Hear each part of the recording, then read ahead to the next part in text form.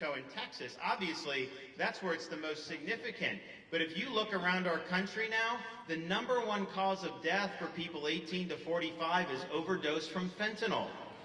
Where is the fentanyl getting into our country? It's coming right across the border, virtually unimpeded. We've also seen record human trafficking, record sex trafficking. This has been an absolute disaster because of Biden. And what I've told Kari Lake, I said, look, if you're willing to put people on that border and keep them from coming in to begin with, I'll send National Guard to help with that.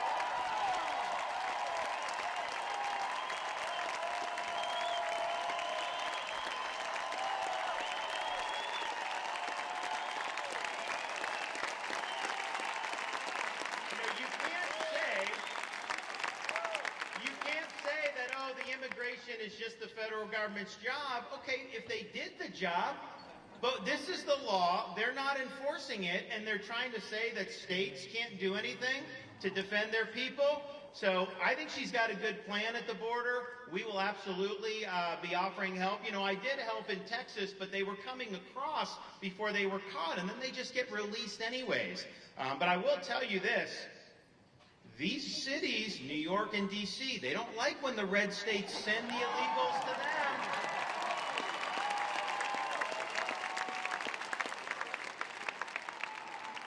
I hope if the Republicans take control of the Congress, that they will do something to hold Biden and Mayorkas accountable for what they've done at the border.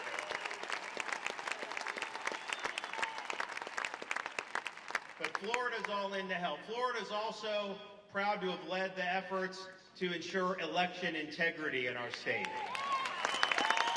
When I became governor, we had some problems in my election. And we came in and I said, you know what, I'm sick of these botched elections in Florida. So one of the first things I did was accept the resignation of Brenda Snipes as the supervisor of Broward County. We removed the Palm Beach supervisor. And then when COVID hit, we never changed the rules in the middle of the game like these other states did. We followed the law, and we ended up counting 99% of the votes by midnight on election night. I don't understand why it takes a week to count the votes. Well, actually, I do, because I think people are doing that intentionally. But here's the thing. People actually would look at Florida after that. They said, man, why can't other states be like Florida? I can tell you they never used to say that when it came to elections in Florida. So we were proud of that, but at the same time, you know, I believe leadership is doing things so that you don't end up in a crisis situation. So I knew that there was things we could do much better. And so since the 2020 election, I've signed legislation making ballot harvesting a felony in the state of Florida.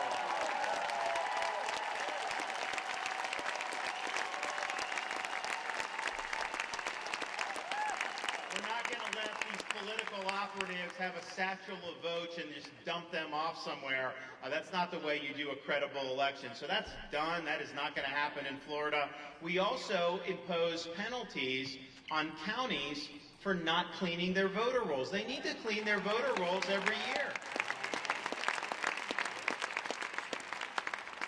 We've always had voter ID when you go in and vote in an election, but we've had absentee ballot requests where people can request it. We now have an ID requirement if you want to request an absentee ballot. And then maybe most importantly, we ban Zuckerbucks in the state of Florida.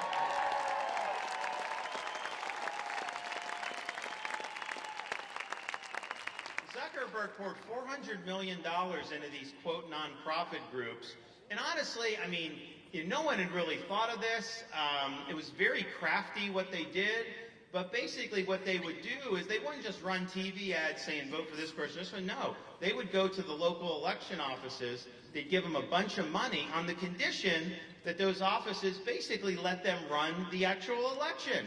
So you have political partisan operatives in these election offices in key areas. They would ballot harvest, they would do mass mail balloting, they would do all these things. So he basically hijacked the actual machinery of the election. And that is corrupt as hell. And we're not going to allow that in the state of Florida. We're not going to let our elections be run by by some oligarch in Silicon Valley. Every state needs to ban Zuckerbucks, and they need to do it very quickly. We've also led in the state of Florida on drawing a very bright line in the sand that says the purpose of our school system is to educate our kids, not to indoctrinate our kids.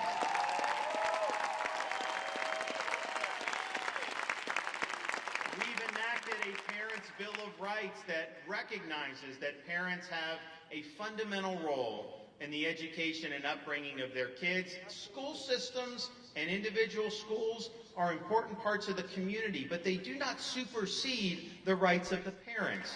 Parents have a right to know what's being taught in the schools, and we've enacted legislation in Florida to make sure that that right is vindicated, where they have full curriculum transparency. We have banned ideologies like critical race theory from our K-12 schools.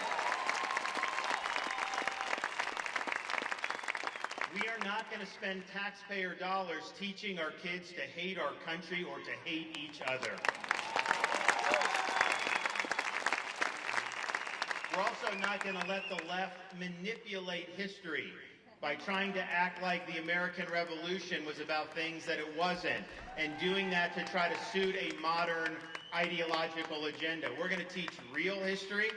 We're going to make sure people know the basics, and we've also put a renewed emphasis on American civics, because I think it's important that we graduate kids that know what it means to be an American, that understand our Constitution, that know that our rights come from God, not from government,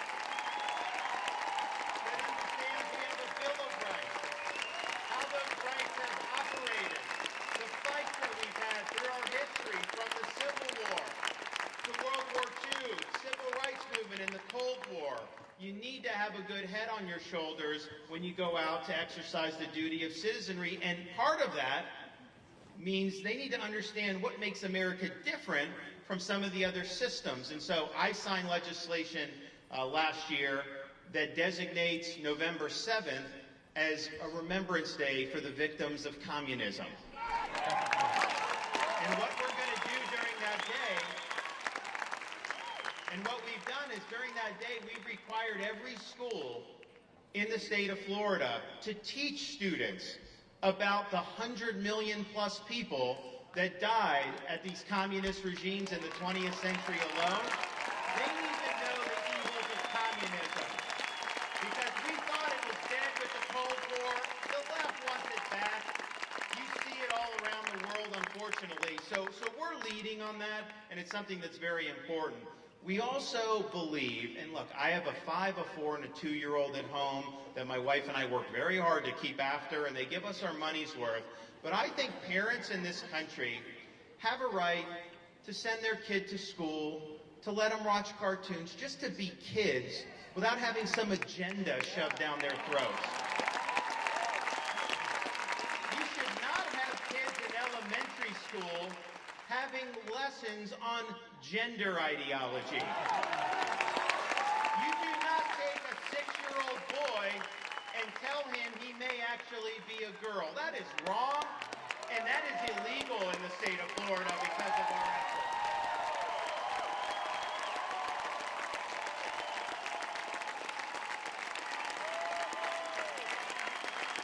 Not everybody liked that. The media didn't like it. There's a company with a pretty big foothold in Central Florida that didn't like it. And a lot of people said when this was going on, because of all that opposition, that somehow, I was not going to be able to withstand that. Well, I got news for them. I took an oath to support and defend the people of the state of Florida. I did not take an oath to subcontract out my leadership to a California-based corporation with close ties to the CCP.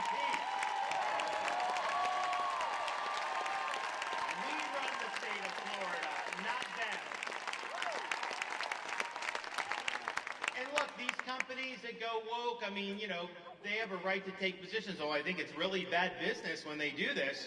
When they go woke, I don't think they're representing their shareholders, but fine, you do it.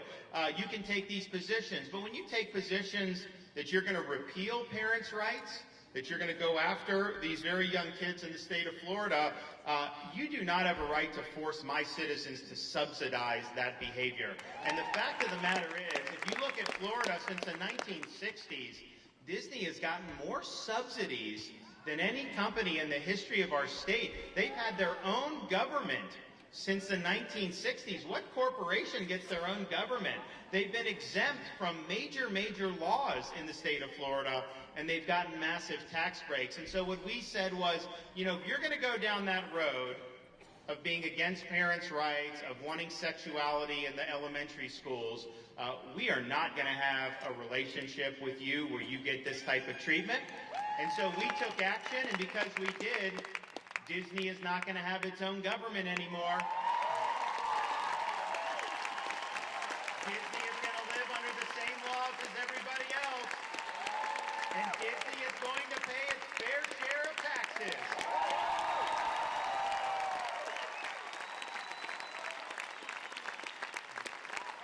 But it's important that we just use common sense on some of this stuff.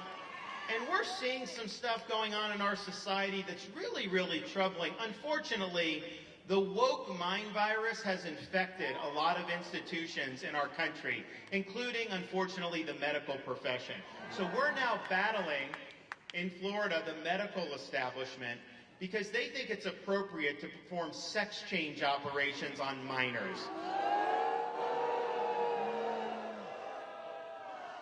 A 14-year-old kid cannot even get a tattoo on their own, yet you're going to say, go in and you could cut off their private parts? That is wrong. And so we put a stop to it in the state of Florida. We're fighting back against it. And I just hope that the people have gone through these really brutal procedures. As they get older, this is going to be something that they're going to regret. Those physicians should be sued for the harm that they have caused these kids. So just know, when they say it's gender-affirming care, what they're talking about are chemicals that block puberty. They're talking about mastectomies. They're talking about really grotesque things further down. And so that's what's happening. They want to use a euphemism to try to act like it's just normal medical care. It is not normal medical care. And until 5 minutes ago, nobody would have thought that this was appropriate for these young kids. In Florida, we're putting a stop to it.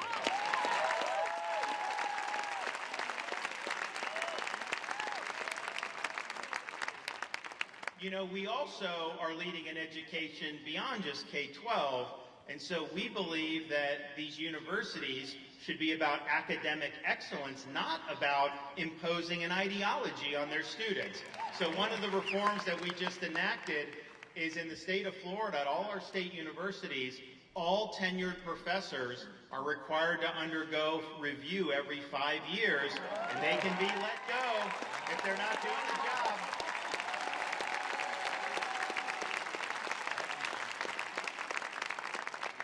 So Florida has led the way fighting back against Biden, and I think we've demonstrated the need to have strong governors across the country to be able to push back of what's going on in Washington, D.C. And I know Kari Lake will push back against Biden, and that's very important. And I know Blake Masters in the Senate is going to give Biden a lot of problems, which is what we need. If you think of Biden, I mean, how many times did he test positive for COVID? It's like, I mean, he's getting booster shots, it seems like every month. And, you know, what I did say, like when it first happened, that from the state of Florida, we wish him a speedy recovery from COVID. We just hope that the United States has a speedy recovery from Biden. But he kept testing positive. And I'm like, you know, hopefully it's not like long COVID, what they talk about. Hopefully the United States doesn't have a case of long Biden, because we've had just about enough of what we can handle.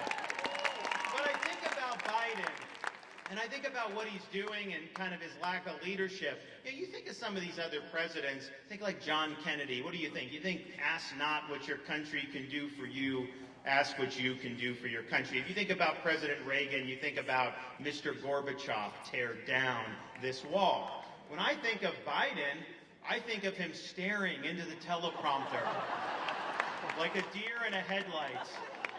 Reading. End of quote. Repeat the line.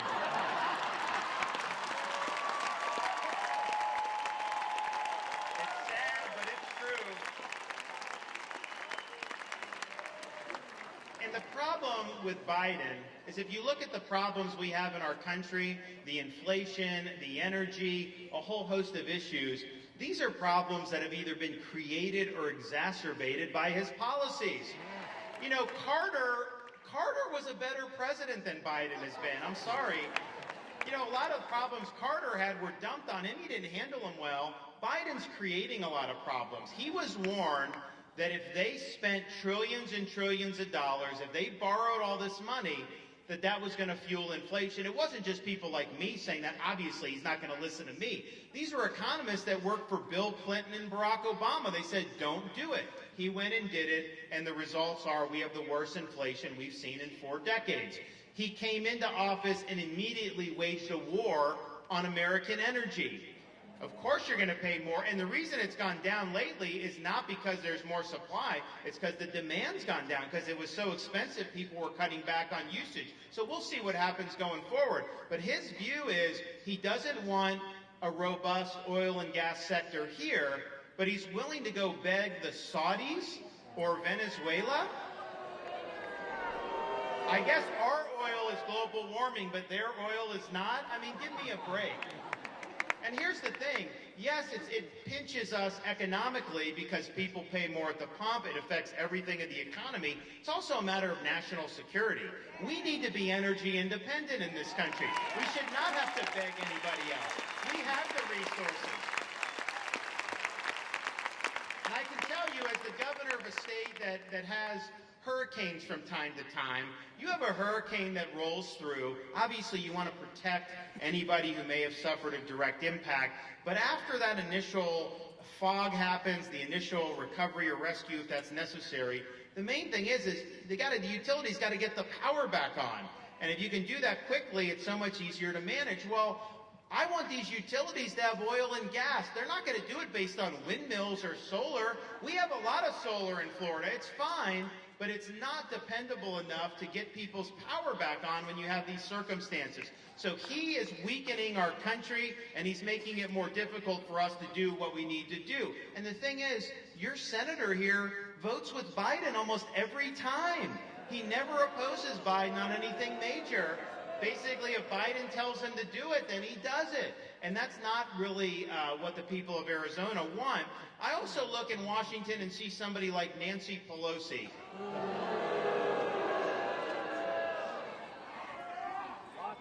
You look at what she does. Members of Congress should not be able to make a fortune in the stock market. This is not on the level. I'm sorry. But I think of Nancy Pelosi, and it's the best advertisement I can think of for something that I think is long overdue, and that is we need term limits for members of Congress. If we had had term limits, she would have been gone 30 years ago. So what does she do? She passes the Inflation Reduction Act, her and Chuck Schumer. And what does this bill do? It has nothing to do with reducing inflation. In fact, it's probably going to increase inflation. But it's spending a lot of money. It's hiring 87,000 IRS agents. And what are those IRS agents going to do? They are going to be sick on people the government doesn't like. They are going to be sick on working people, contractors, restaurant owners, people that drive Ubers. They're not going after the billionaires. You know why? The billionaires all have accountants and lawyers and everything. They know how to get around the tax code. They're going to go after working people, and they're going to end up ruining a lot of people's lives. They're going to end up ruining their businesses and their jobs. The money that they do extract out of them, they're going to give it to wealthy people for vehicle credits. This is not good policy, and it just shows you the contempt that they have for us, that they would pass a monstrosity and call it the Inflation Reduction Act. The real Inflation Reduction Act is when you replace your senator with Blake Masters, and when we fire Nancy Pelosi. That's the real Inflation Reduction Act.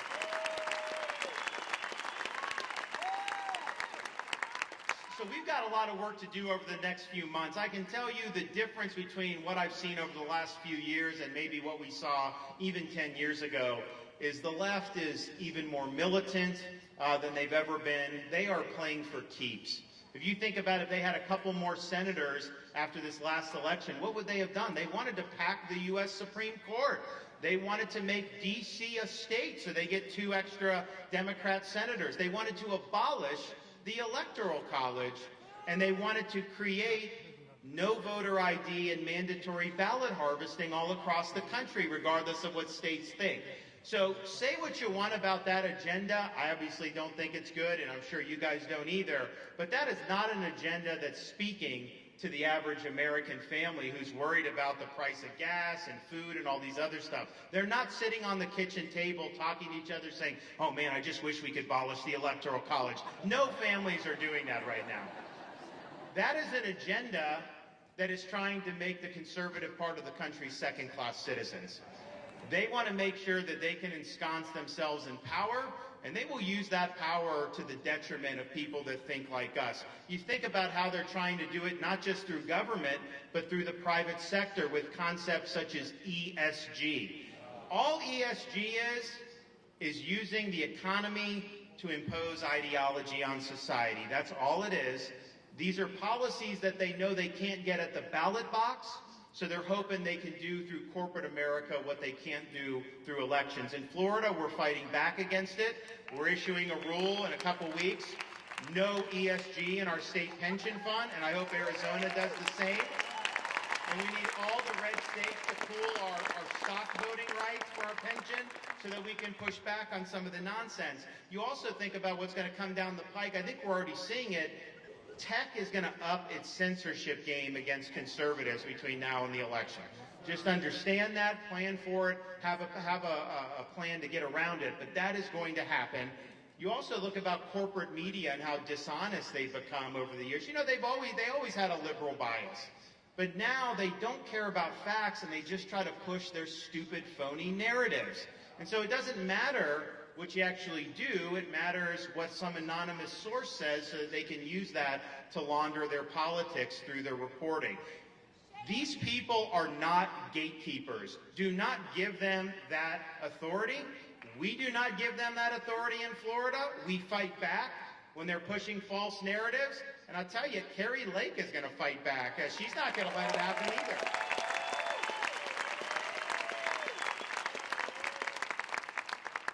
Now, the federal government's been a major problem in a number of ways. So when Ronald Reagan came on the scene, he had a saying that the most terrifying words in the English language were, I'm from the government and I'm here to help. And what Reagan was pointing out was you had a lot of central planning that had run amok over the years. You had progressives that put their faith into these bureaucracies who were distant from the people, who didn't know how the economy worked, and were putting these clunky, clumsy rules that were making it more difficult to succeed. They were making it more difficult for our economy. They were making it more difficult for business people, and that's 100% true. It's still true today, and you see it in a number of industries, including energy. But I think the difference between today and when Reagan was here is these agencies have now been weaponized to be used against people that the government doesn't like. And you look at the raid at Mar-a-Lago, and I'm trying to remember, maybe someone here can remind me about when they did a search warrant at Hillary's house in Chappaqua, when she had a rogue server and she was laundering classified information. I don't remember them doing that. I do remember them manufacturing a false conspiracy theory about Russia collusion. I remember that. That was not true. That was an abuse of power. I remember a lawyer for the FBI got caught doctoring an application for FISA surveillance against an innocent man.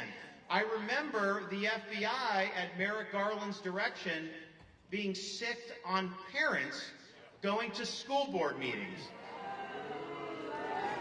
Meanwhile, when you have a law that protects Supreme Court justices, is the FBI out there protecting our conservative justices? No.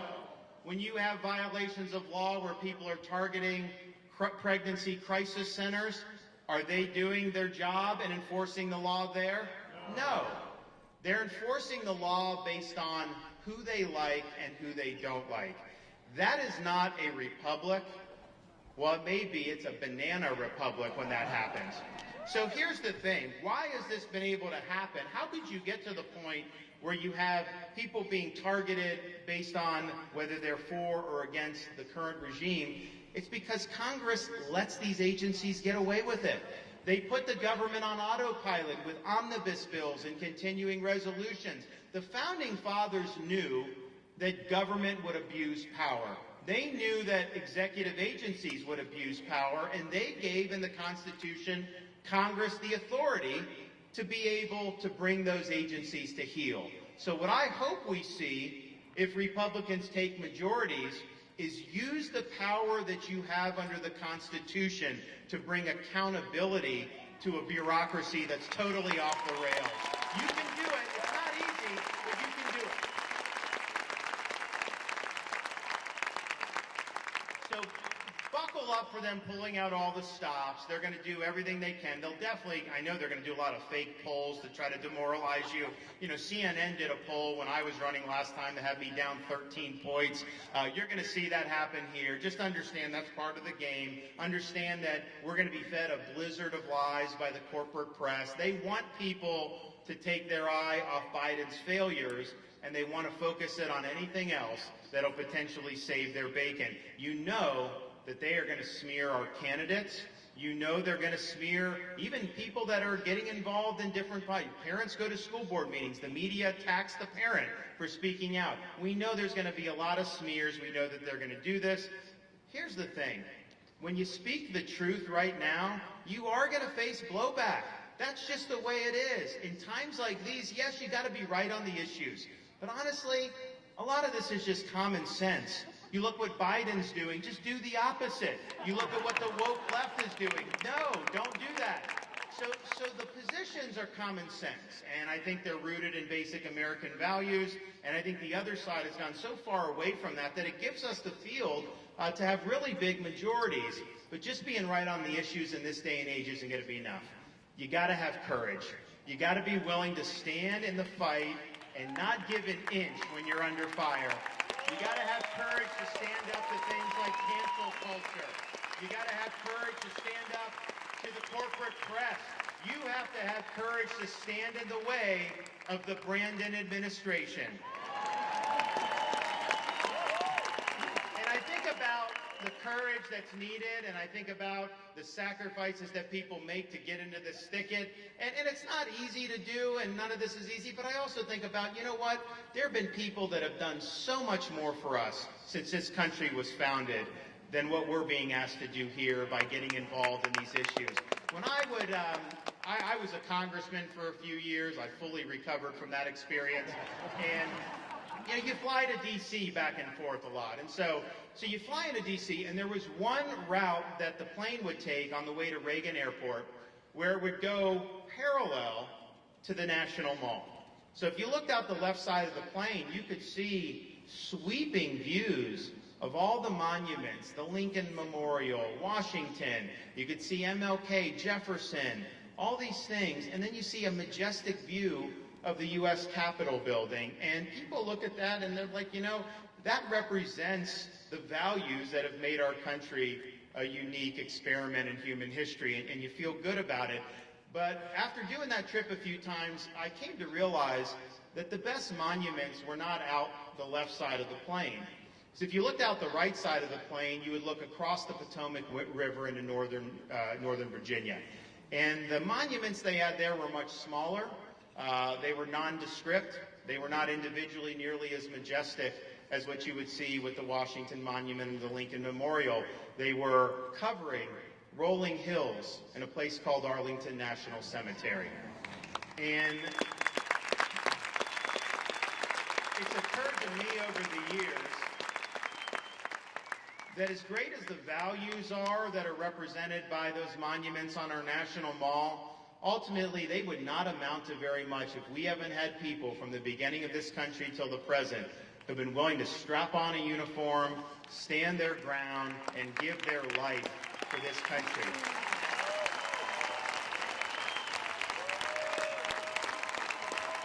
So these fights are about protecting us, our kids, our grandkids, but it's also about doing justice to those who have free. And it's not going to be easy, but we have no choice but to fight. So put on the full armor of God. Take a stand against the left schemes.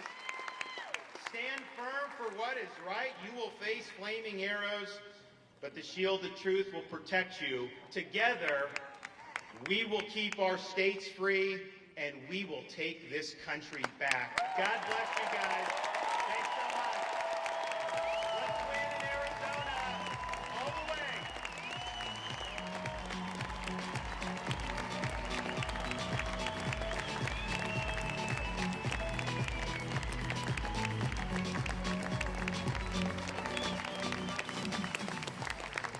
One more time for Governor DeSantis.